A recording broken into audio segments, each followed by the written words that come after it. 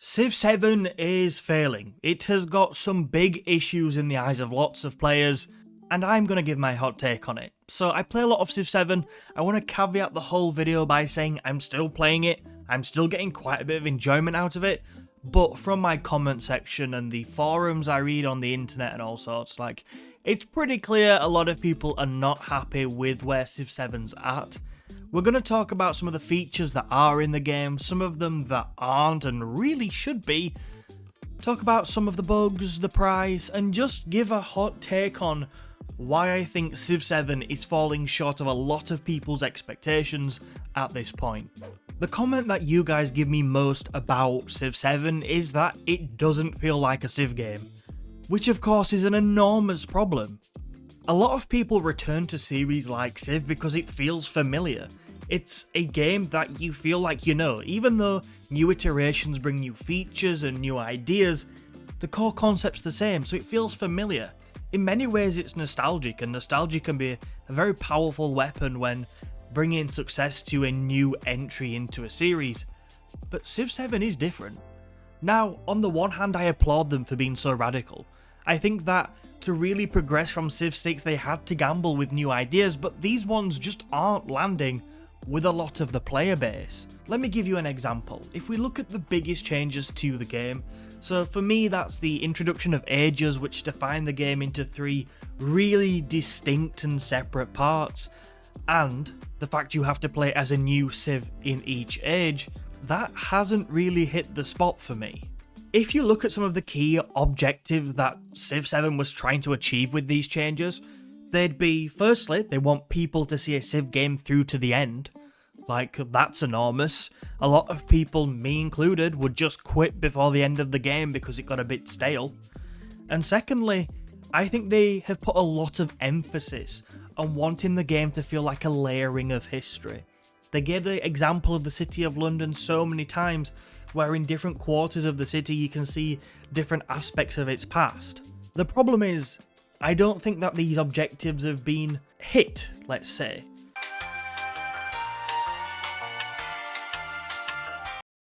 Firstly, when it comes to seeing a game through to the end, genuinely I am more likely to quit when the Antiquity Age finishes than anything. I start more games than I carry on, and the reason for that is that I almost feel like I built my empire, I just want to carry on with it, and when the age comes to the end, I just kind of feel like it's being ripped away from me and I just start again.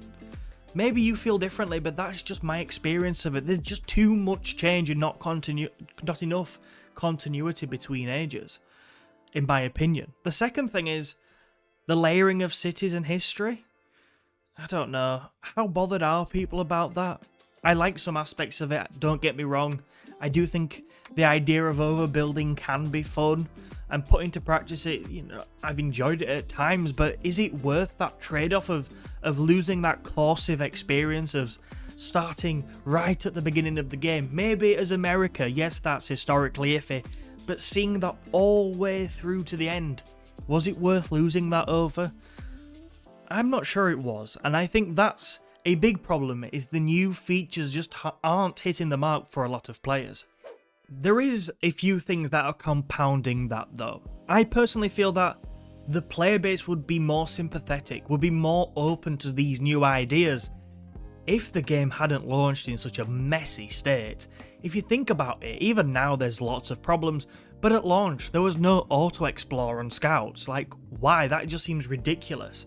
The UI was absolutely horrendous, unusable. Looking at the tech tree, it made no sense. There were no map tags. I don't think there are. There's a mod for it, but in-game there are no map tags. How can you plan out your cities? It's also missing things like hot seat.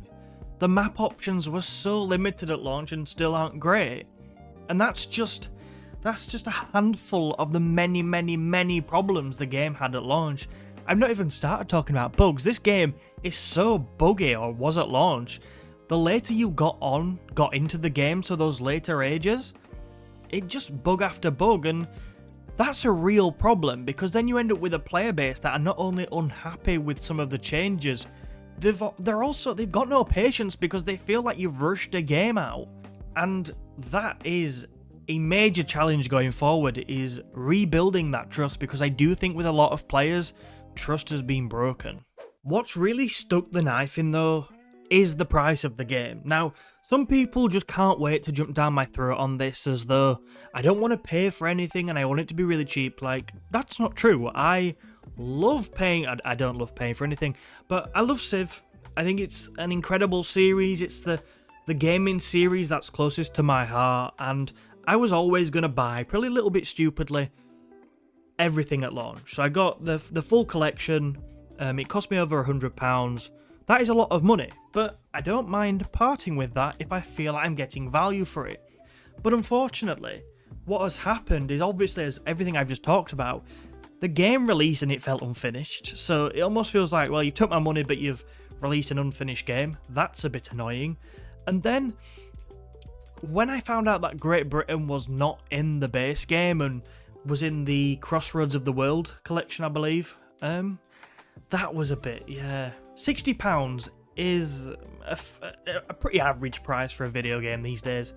But really, to throw in Great Britain as a DLC, a staple of the series, a civilization custom built for the modern age, it just felt like they were taking content that should have really been in the base game and selling it as DLC. I know that's quite a common practice in the gaming industry, but it's really frustrating. It is so frustrating because they didn't even release the game with all the features you'd expect, and then they're just asking you to pay more. An extra £25, I think it was, just completely overpriced DLC on, I don't know, I don't think it was day one, but it wasn't much after.